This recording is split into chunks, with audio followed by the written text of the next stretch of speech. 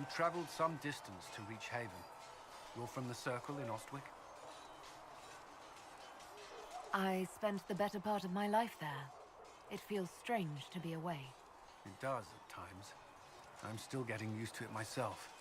It's been interesting. I'm sorry. The Circle isn't the most pleasant topic of conversation right now, or ever. Shall we speak of something else? Why would Templars break away from the Chantry? The Order believes the Chantry no longer supports their efforts. Not to the extent they should. But the Templars have served the Chantry for ages. And in that time, they've come to take the Order's services for granted. Templars risk their lives against blood magic, demons, abominations, to feel as if those efforts are dismissed. I may disagree with the Order's actions, but I'm here as proof of that. But I sympathize with their frustrations. I'd like to know more about the Templars. If you need insight into what the Order is doing now, I'm afraid I can't offer more than you already know. Anything else, I will answer as best I can. Why did you join the Order? I could think of no better calling than to protect those in need.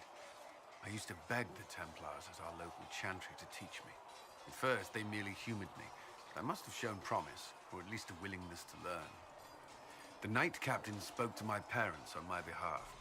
They agreed to send me for training. I was 13 when I left home. 13? That's still so young. I wasn't the youngest there.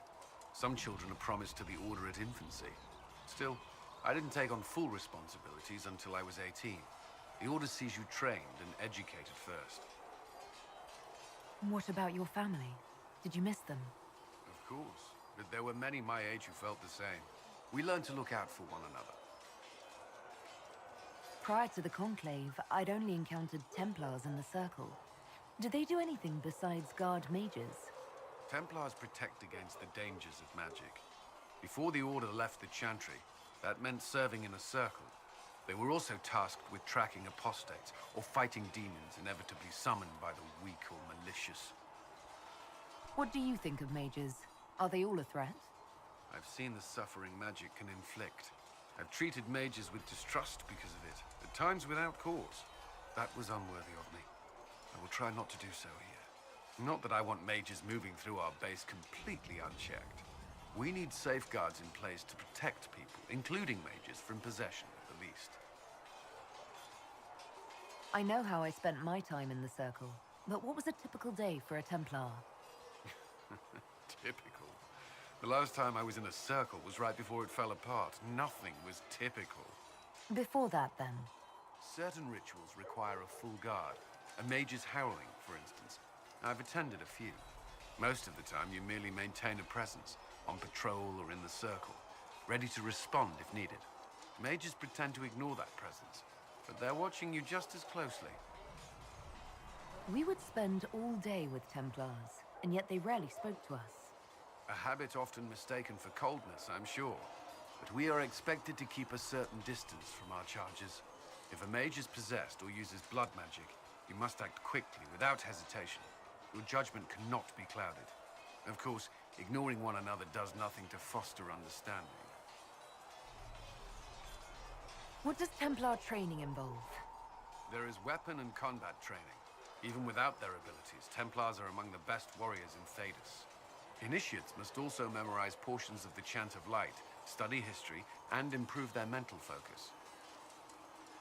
Did you enjoy your training? I wanted to learn everything.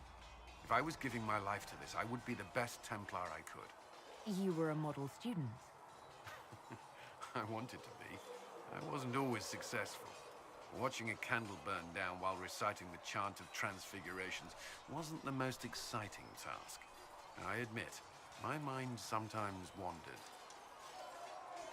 Do Templars take vows? I swear to the Maker to watch all the mages. That sort of thing. There's a vigil first. You're meant to be at peace during that time, but your life is about to change. When it's over, you give yourself to a life of service. That's when you're given a filter, your first draft of lyrium and its power. As Templars, we are not to seek wealth or acknowledgement. Our lives belong to the Maker and the path we have chosen. A life of service and sacrifice. Are Templars also expected to give up physical temptations? Physical? Why... why would you... That's not expected. Templars can marry, although there are rules around it, and the Order must grant permission.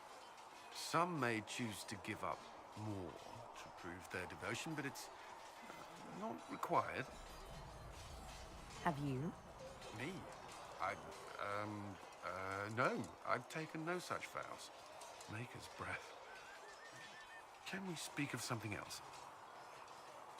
That's all I wanted to know. Thank you. I'm sure you have other matters to attend.